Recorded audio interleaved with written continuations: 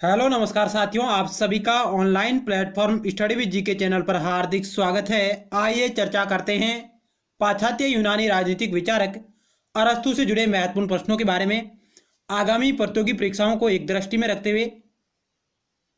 तो साथियों, इससे पहले हमने प्लेटो के बारे में भी चर्चा की है और अन्य विचारकों के बारे में भी साथियों हम चर्चा कर चुके हैं। आप उन सभी वीडियो सीरीज को study with GK YouTube channel की प्लेलिस्ट पर विजिट कर सकते हैं, जहां आपको सभी वीडियो सीरीज राजनीति विज्ञान से जुड़ी है वो आपको वहां मिल जाएगी। साथियों, यदि साथियों आप पहली बार इस यूट्यूब चैनल को देख रहे हैं तो आप इसे जरूर सब्सक्राइब करें और उसके बाद पास में बने बेल के आइकन यानी घंटे को भी जरूर दबाएं, ताकि नेक्स्ट टाइम वीडियो सीरीज का नोटिफिकेशन आपके पास तुरंत पहुंच जाए। तो साथियों, पहला क्वेश्चन आपकी स्क्रीन पर रहा।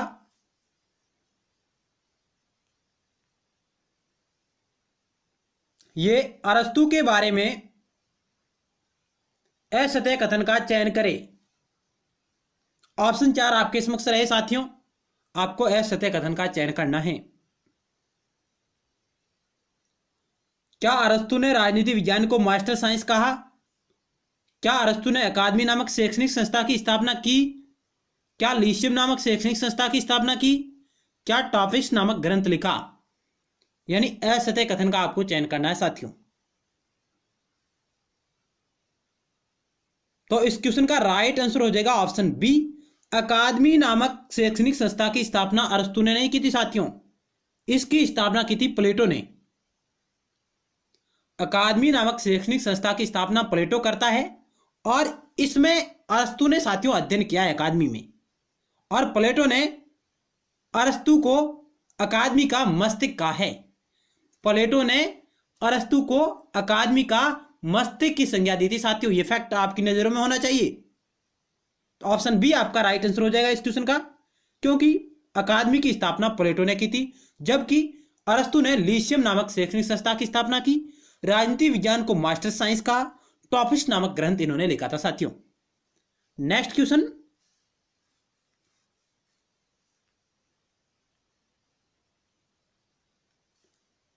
किस वस्तु का उद्देश्य पूर्व निर्धारित होता है, किसका कथन है? यानी किसी वस्तु का उद्देश्य है जो पूर्व पहले से निर्धारित होता है, यह कथन किसका है? प्लेटो, अरस्तु, हीगल, मैकियावेली। तो साथियों, यह कथन अरस्तु का है। ऑप्शन बी आपका राइट आंसर है। अरस्तु कहते हैं कि कोई भी वस्तु है उसका उद्देश्य पहले से निर्धारित होता है। नेक्स्ट सवाल 3 नंबर, अरस्तु ने किस पद्धति का प्रयोग करते हुए राज्य को व्यक्ति से पूर्व बताया? अब साथियों, यहां आपको फैक्ट नोट करना चाहिए। राज्य को व्यक्ति से पूर्व किसने बताया है? तो अरस्तु ने बताया। कौन सी विधि का प्रयोग करते हुए बताया है? निगमनात्मक, विश्लेषणात्मक, विकासात्मक, स्व उद्देश्यात्मक।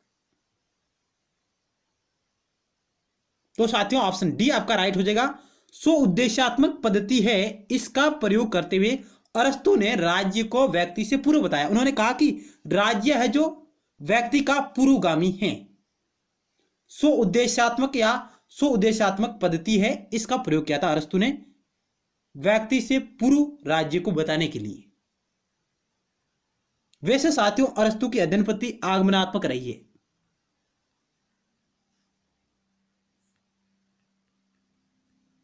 जबकि निगमनात्मक पद्धति है प्लेटो की साथियों। यह भी फैक्ट आपकी नजरों में होना चाहिए।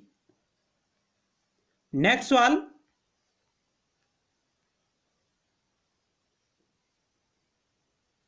फोर नंबर कह रहा है कि निम्न में से अरस्तु के आदर्श राज्य की विशेषता नहीं है। यानी कि इन 4 में से कौन सी है जो अरस्तु के आदर्श राज्य की विशेषता नहीं है, वो आपको चयन करना है।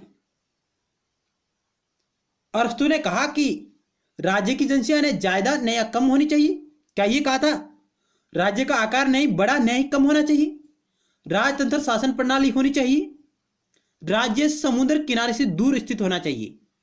इनमें से कौन सी अरस्तु के आदर्श राज्य की विशेषता नहीं है? तो साथियों, इस क्वेश्चन का राइट आंसर ऑप्शन डी हो जाएगा कि अरस्तु ने यह नहीं कहा था कि राज्य समुद्र किनारे से दूर स्थित होना चाहिए। अरस्तु ने कहा था राज्य समुद्र किनारे स्थित होना चाहिए, समुद्र के नजदीक स्थित होना चाहिए राज्य। अरस्तु ने यह कहा था साथियों। सुरक्षा की दृष्टि से राज्य को समुद्र के किनारे स्थित होना चाहिए, न कि दूर।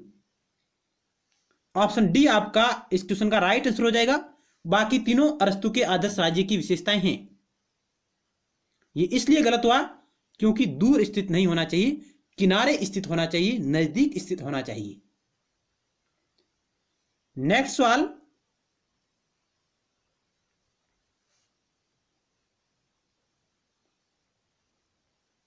किसका कथन है कि जो व्यक्ति राज्य में नहीं रहता या तो पशु है या देवता है? यह कोटेशन किसका है?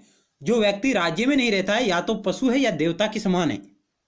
बारकर, सेबाइन, प्लेटो, अरस्तु। तो साथियों यह कथन अरस्तु महोदय का है।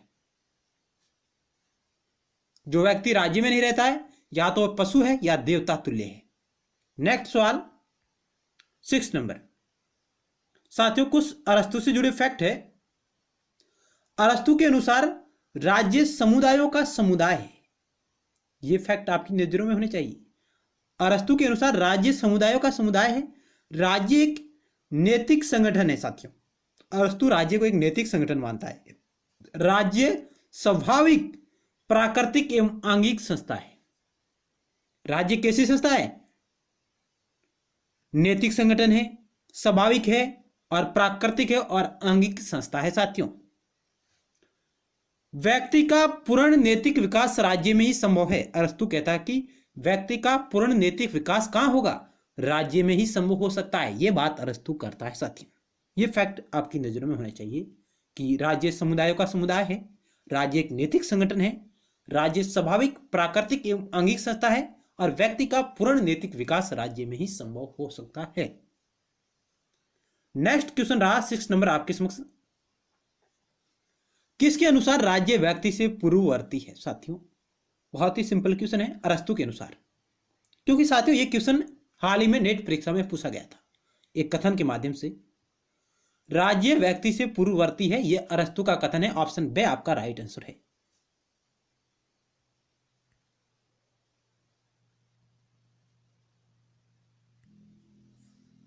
नेक्स्ट क्वेश्चन 7 नंबर आपकी स्क्रीन पर रहा। निम्नलिखित में से कौन अंतरराष्ट्रीयवाद का समर्थक नहीं है? वो आपको चयन करना है। Mahatma Gandhi, Karl Marx, Russell, अरस्तु। तो साथियों इस क्वेश्चन का राइट आंसर ऑप्शन डे हो जाएगा। अरस्तु अंतरराष्ट्रीयवाद का समर्थक नहीं। कभी इन्होंने अंतरराष्ट्रीयवाद का समर्थन नहीं किया था साथियों अरस्तु ने। नेक्स्ट सवाल 8 नंबर आपकी स्क्रीन पर रहा। अरस्तु अपने आदर्श राज्य में निम्नलिखित में से किन वर्गों को नागरिकता से वंचित रखता है? यानी अरस्तु कौन से लोगों को नागरिकता से वंचित रखता है? सैनिक वर्ग को, पुरोहित वर्ग को, विधायक वर्ग को, कारीगर को। तो साथियों क्या होगा इस क्वेश्चन का राइट आंसर? क्योंकि अरस्तु ने नागरिकता के बारे में भी अपने विचार दिए हैं। तो साथियों इस क्वेश्चन का ऑप्शन दे राइट हो जाएगा। अरस्तु है जो कारीगर जो वर्ग है, जो शिल्पी है, उन्हें नागरिकता से वंचित रखता है। ऑप्शन दे आपका राइट आंसर हो जाएगा। जबकि सैनिक है, पुरोहित है, विधायक है, धनिक वर्ग है, जो प्रशासन और न्यायिक कार्यों में भाग लेते हैं, उन्हें अरस्तु नागरिकता प्रदान करता है साथियों।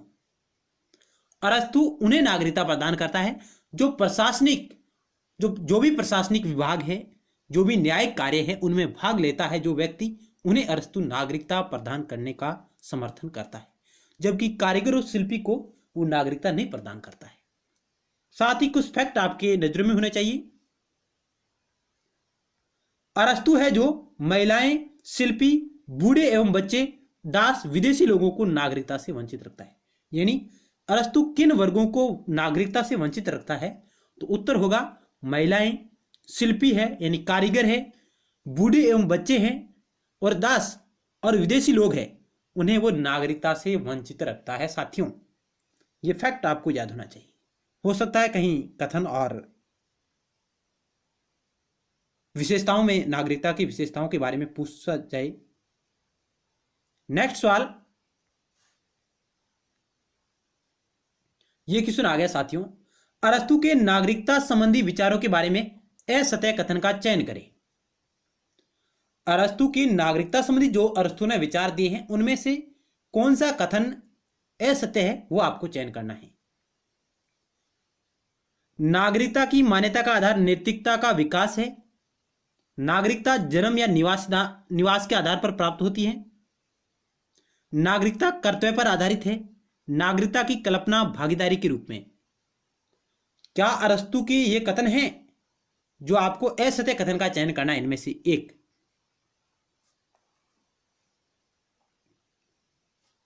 तो साथियों क्या होगा, चयन करिएगा, आपके पास 10 सेकंड का समय है ओनली। अरस्तु ने अपने कौन सा विचार नहीं दिया इनमें से।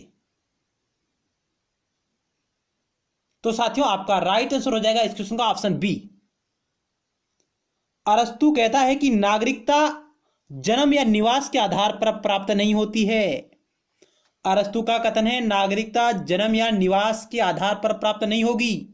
नागरिकता तभी प्राप्त होगी जो व्यक्ति प्रशासनिक और न्यायिक कार्यों में भाग लेगा, उसे ही नागरिकता प्रदान की जाएगी। बाकी ए, सी और डी कथन साथियों सही है, क्योंकि नागरिकता की मान्यता का आधार नैतिकता का विकास करना है। साथियों ये बिल्कुल सत्य है। नागरिकता कर्तव्यों पर आधारित है, ये भी साथियों बिल्कुल सत्य है।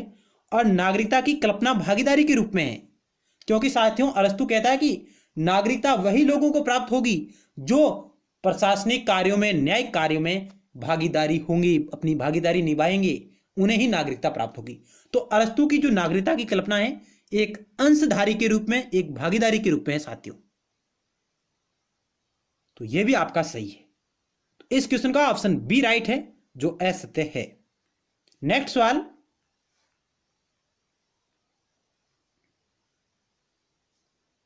किसका कथन है कि राज्य की निम्न परिभाषा दी। राज्य परिवारों तथा ग्रामों का एक संगठन है जिसका लक्ष्य एक पूर्ण तथा आत्मनिर्भर जीवन की प्राप्ति है। यानी किसने राज्य की निम्न परिभाषा दी है। राज्य परिवारों तथा ग्रामों का एक संगठन है जिसका लक्ष्य एक पूर्ण तथा आत्मनिर्भर जीवन की प्राप्ति है। यह कथन किस विद्वान का है। बरक, सुकरात, अरस्तु, प्लेटो। तो साथियों ऑप्शन से आपका राइट आंसर हो जाएगा। अरस्तु का यह कथन है, क्योंकि साथियों अरस्तु कहते हैं कि राज्य का निर्माण परिवार, ग्राम और फिर राज्य, यह क्रम रहता है राज्य का। राज्य परिवारों तथा ग्रामों का एक संगठन है जिसका लक्ष्य एक पूर्ण तथा आत्मनिर्भर जीवन की प्राप्ति है। नेक्स्ट सवाल रहा आपका 11 नंबर आपकी स्क्रीन पर। अरस्तु ने संविधानों के वर्गीकरण का विचार प्लेटो की कौन सी पुस्तक से लिया है। अरस्तु ने संविधानों के जो वर्गीकरण का विचार प्लेटो की कौन सी पुस्तक से लिया है। Statesman, laws, Republic, symposium. तो साथियों इस क्वेश्चन का राइट आंसर ऑप्शन ए हो जाएगा। नेक्स्ट सवाल 12 नंबर आपकी स्क्रीन पर रहा।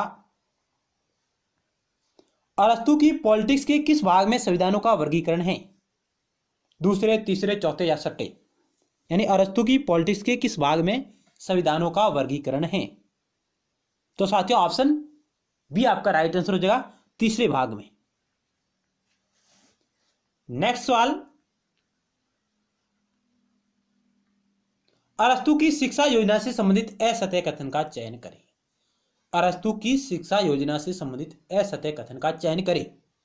शिक्षा के क्षेत्र में अरस्तु राज्य का पूर्ण नियंत्रण चाहता है। अरस्तु की शिक्षा योजना को 300 सोपानों में बांटा जा सकता है। अरस्तु ने संगीत विद्या पर सबसे अधिक जोर दिया। अरस्तु ने व्यावसायिक प्रशिक्षण को आवश्यक माना है। इनमें से असत्य कथन का आपको चयन करना है। तो साथियों ऑप्शन डी आपका राइट आंसर हो जाएगा, जो असत्य कथन है। यानी अरस्तु ने व्यावसायिक प्रशिक्षण को आवश्यक नहीं माना है। नेक्स्ट सवाल रहा आपकी स्क्रीन पर रहा 14 नंबर। किसका कथन है कि अरस्तु का सर्वोत्तम राज्य प्लेटो का द्वितीय श्रेणी का राज्य है। यानी अरस्तु का सर्वोत्तम राज्य प्लेटो का द्वितीय श्रेणी का राज्य है। यह कथन किस विद्वान का है? Sabine, maxi, Dunning, Barker. तो साथियों ऑप्शन ए आपका राइट आंसर हो जाएगा। सेबाइन का यह कथन है कि प्लेटो अरस्तु का सर्वोत्तम राज्य प्लेटो का द्वितीय श्रेणी का राज्य है साथियों। नेक्स्ट सवाल, अरस्तु की देन को यदि एक शब्द में आंका जाए तो वह शब्द है संविधानवाद। यह किसने कहा था? अरस्तु की देन को यदि एक शब्द में आंका जाए तो वह है शब्द है संविधानवाद। यह कथन किस विद्वान का है साथियों? केटलिन का, सेबाइन का, बार्कर का, फॉस्टर का।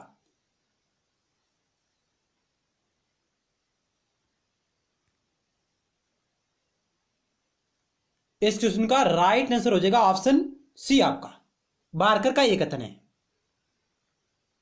कि अरस्तु की देन को यदि एक शब्द में आंका जाए तो वह है शब्द है संविधानवाद। तो यह कथन अरस्तु का है, अरस्तु के बारे में बार्कर ने कहा था। नेक्स्ट सवाल,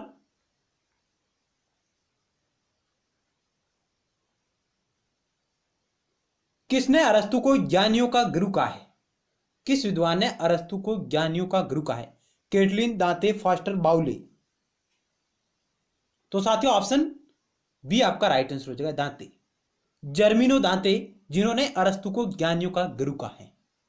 नेक्स्ट सवाल, किसने अरस्तु को प्रथम राजनीतिक वैज्ञानिक कहा? Maxi, Barker, jailer, foster. तो साथियों प्रोफेसर मैक्सी ने अरस्तु को प्रथम राजनीतिक वैज्ञानिक की संज्ञा दी थी साथियों। नेक्स्ट सवाल 18 नंबर आपकी स्क्रीन पर रहा।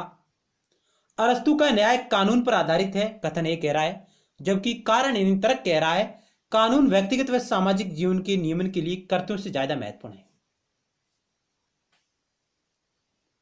तो आपको सही आंसर का चयन करना है साथियों। कथन कह रहा है अरस्तु का न्याय कानून पर आधारित है, कानून व्यक्तिगत व सामाजिक जीवन के नियमन के लिए कर्तव्यों से ज्यादा महत्वपूर्ण है। तो साथियों ऑप्शन आपका ए राइट हो जाएगा। ए आर दोनों सही है, आर ए की सही व्याख्या कर रहा है साथियों। क्योंकि साथियों कानून व्यक्तिगत व सामाजिक जीवन के नियमन के लिए कर्तव्यों से ज्यादा महत्वपूर्ण है, क्योंकि जबकि प्लेटो है जो कर्तव्यों को सबसे ज्यादा महत्व देता है, अरस्तु कानून को महत्व देता साथियों ज्यादा। नेक्स्ट सवाल, अरस्तु के अनुसार दास संपत्ति का उपकरण है जो स्वामी को अवकाश उपलब्ध करवाता है निम्नलिखित कार्यों को करके। अरस्तु के मतानुसार दास संपत्ति का क्या है? उपकरण है जो स्वामी को अवकाश उपलब्ध कराता है निम्नलिखित कार्यों को करके।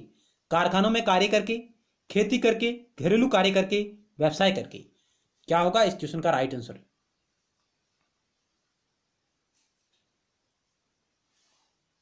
तो साथियों ऑप्शन सी आपका राइट आंसर हो जाएगा, से, यानी अरस्तु कहता है कि दास है जो घरेलू कार्य ही करेगा, यानी अरस्तु के अनुसार दास संपत्ति का उपकरण है जो स्वामी को अवकाश उपलब्ध करवाता है घरेलू कार्य करके।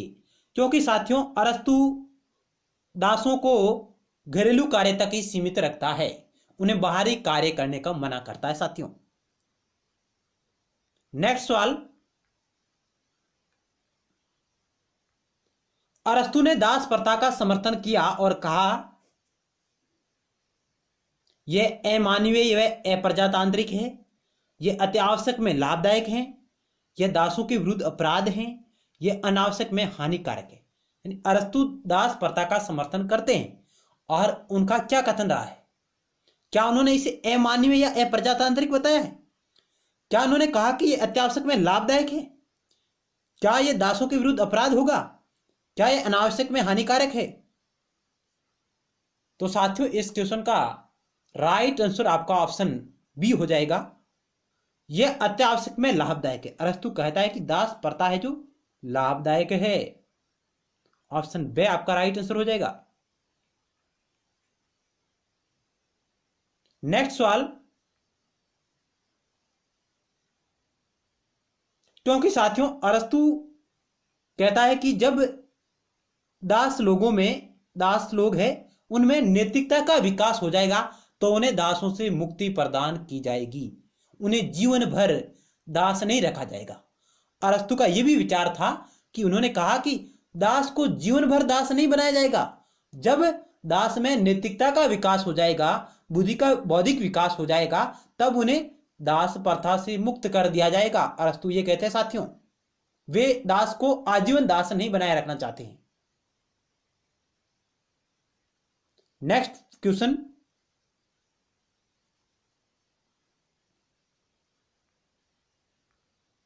अरस्तु के कथन दिया गया साथियों और कारण दिया गया है। अरस्तु के अनुसार निष्कासित तथा मताधिकार से वंचित व्यक्ति भी राज्य के नागरिक नहीं हो सकते। क्या कथन साथियों सही है? अरस्तु के अनुसार निष्कासित तथा मताधिकार से वंचित व्यक्ति भी राज्य के नागरिक नहीं हो सकते। बिल्कुल साथियों, यह कथन राइट है। अरस्तु कहता है कि बिल्कुल सही कथन है ये। कारण, अरस्तु के अनुसार राज्य के किसी स्थान विशेष में निवास करने मात्र से नागरिकता नहीं मिल सकती। क्या यह कथन सही है? कारण, क्या कारण सही है? हाँ साथियों, कारण भी सही है, यानी ए आर दोनों सही है, लेकिन आर है जो ए की सही व्याख्या नहीं करता है साथियों। ऑप्शन बी आपका राइट आंसर हो गया। क्योंकि साथियों अरस्तु नागरिकता के संबंधी जब विचार देता है तो वह कहता है कि जो लोग निष्कासित हैं और मताधिकार से वंचित है वह व्यक्ति नागरिक नहीं हो सकते हैं। और वह कहता है कि राज्य के किसी स्थान विशेष में निवास करने या जन्म लेने से नागरिकता नहीं मिलेगी साथियों। यह भी अरस्तु का विचार रहा है। अरस्तु का विचार है कि नागरिकता तभी मिलेगी जब लोग प्रशासनिक कार्यों में, न्यायिक कार्यों में भागीदारी निभाएंगे। तो साथियों इस वीडियो सीरीज के अंतर्गत हमने अरस्तु महोदय से जुड़े महत्वपूर्ण सवालों के बारे में चर्चा की है। आपको हमारा प्रयास कैसा लगा आप कमेंट बॉक्स के माध्यम से जरूर बताइएगा और अपने मित्रों के साथ शेयर भी करिएगा, लाइक भी करिएगा। साथियों यदि आपने अभी तक हमारे YouTube channel study with GK को सब्सक्राइब नहीं किया है तो आप इसे जरूर सब्सक्राइब करें और पास बने बेल के आइकन को भी जरूर दबाएं ताकि नेक्स्ट टाइम वीडियो सीरीज का नोटिफिकेशन आपके पास तुरंत पहुंच जाए। और साथियों आप प्लेलिस्ट पर विजिट कर सकते हैं, होम पेज पर विजिट कर सकते हैं, जहां आपको साथियों राजनीति विज्ञान से जुड़ी सभी लगभग महत्वपूर्ण प्रश्नोत्तरी आपको मिल जाएगी और हम प्रतिदिन महत्वपूर्ण सवालों के बारे में भविष्य में चर्चा करते रहेंगे साथियों। धन्यवाद, मिलते हैं नेक्स्ट टाइम एक नए टॉपिक के साथ।